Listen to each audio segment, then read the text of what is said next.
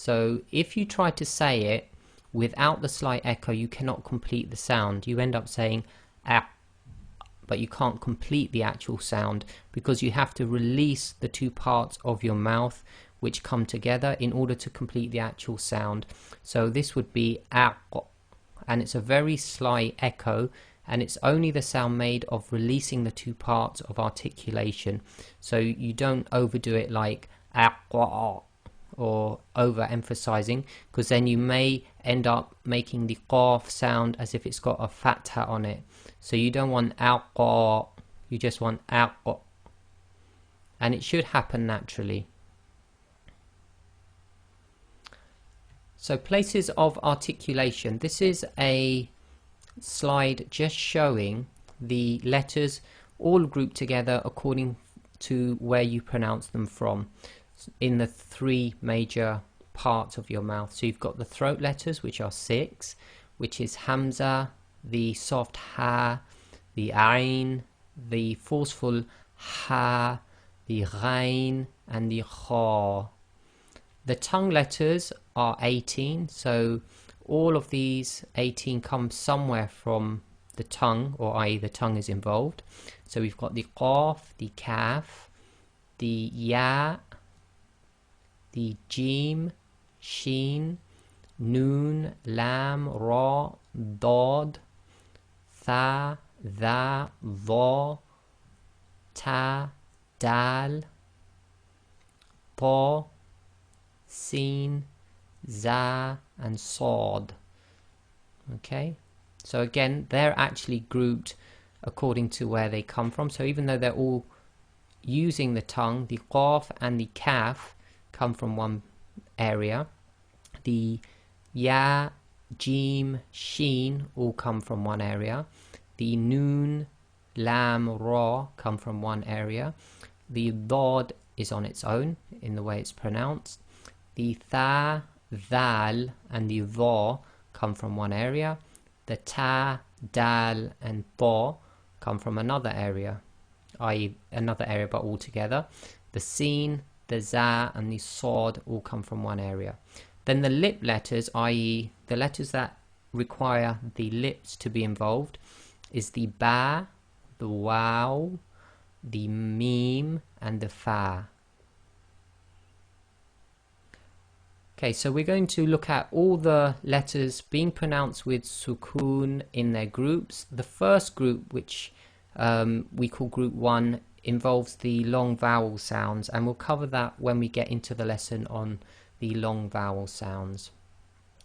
So starting from group 2, which is really the letters that involve the lip, we'll start just with fa. So with sukoon, so all of these practices, we're going to practice a sukoon on top of the actual letter, but we're going to precede it with the hamza with the fatha. So it starts with the ah sound, and then we join it to the letter which is working with its sukoon, i.e. its sakin. So in this case it's going to be af, af, and you should really be able to feel your teeth coming together, your upper teeth coming together with the inside of your bottom lips. And by pronouncing it with the sukoon, you should start to see, you can really tell where the actual place or which parts of your mouth are being involved. So say af. So we move into the other letters that involve the lips. So we're still in group 2. So it's the mim, the ba, and the waw. So we have so you should notice the dry portion of your lips touching together.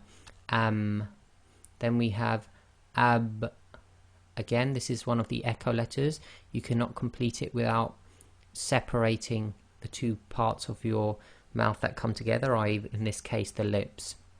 So we have ab, ab, and you can feel the wet portion of your lips come together. And then we have ow, ow, and with the wow, you'll notice that you make a small circle with the lips, and it's the outer right and left side of your lips that come together. Ow.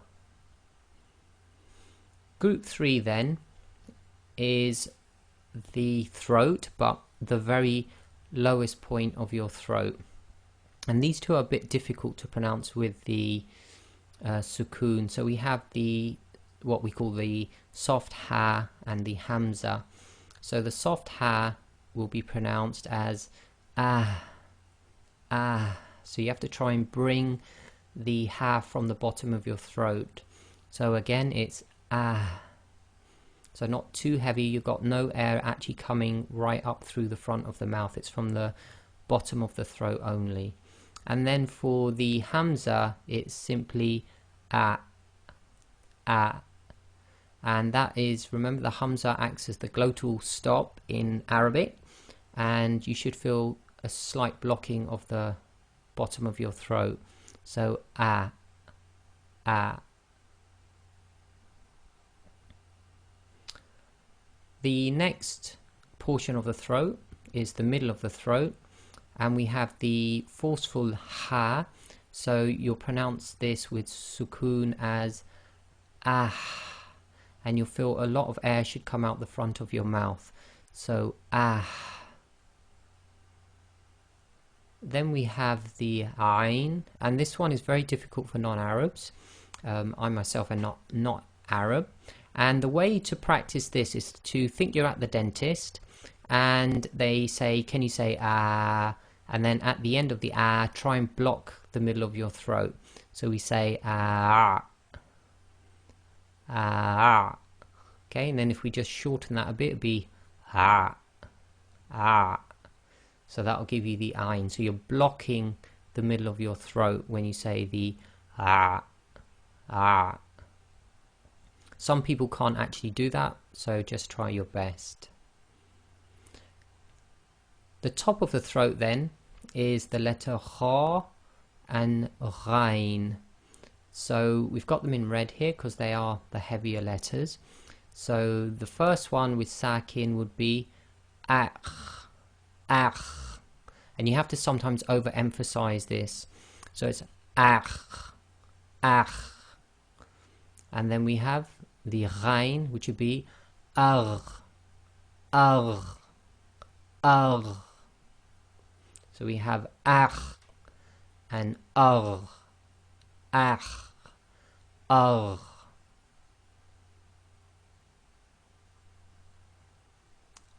Group 4 is moving up, so we're going from the bottom of the throat up and forward to the front of the mouth. So these two, group 4 is qaf and kaf.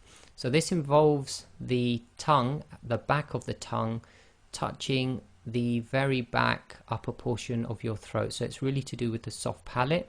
The qaf is slightly behind the kaf. So again, with the qaf, we have a slight echo. So you have to say aq, aq. And effectively, when you say the qaf, you block the throat and release the sound, so qaf. But when you're using it in sakin, it's the opposite. You try to say the beginning of the sound and then you block the throat, so it's aq. And you have to separate at the end in order to finish the sound, which gives a slight echo, aq. Then we have the normal kaf, so this will just be ak. So you have to be very careful to differentiate. So one is aq and the other one is ak. Ak.